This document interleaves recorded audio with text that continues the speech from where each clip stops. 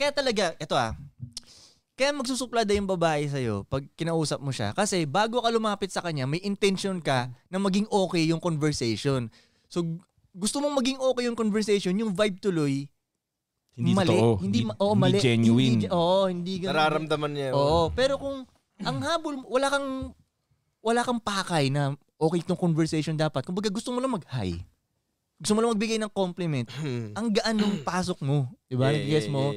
Hindi yung kasi iba, bago pa lang lumapit, ang iniisip nga nila, saan ko check-in to? May mali. Diba? Bago sila lumapit, may gusto na sila eh.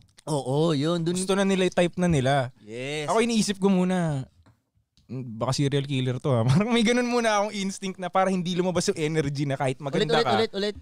Serial killer si maganda. Oo, parang hindi naman eksaktong yun. Kumbaga may barrier lang ako. Parang sinasabi ng tatay ko, kung maganda siya at nahihiya ka dahil maganda siya, isipin mo, pag lola na yan, matanda na rin, iba nature. Parang ganun. Parang kung mahihiya ka man, sa anumang dahilan, tapos magkakagusto ka sa kanya, lagyan mo na lang ng barrier muna yung utak mo.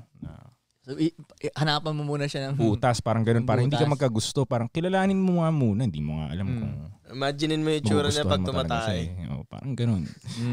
Hindi mo pa alam eh. Hindi mo pa talaga alam eh. So yung energy mo tuloy parang normal lang na gusto ko lang siyang kilalanin. Well, kanya-kanyang mind tricks yan eh. Yan, isa yan sa mind tricks na yan. Pwede rin i-mind tricks mo na parang gift to women ka.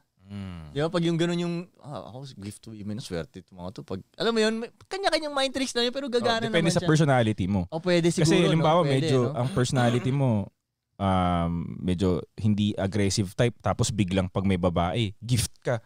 Parang, parang pag may babae, iba. Oo, di ba? So, depende sa personality. Lalaki ako, gift ako sa babae. Sa bagay.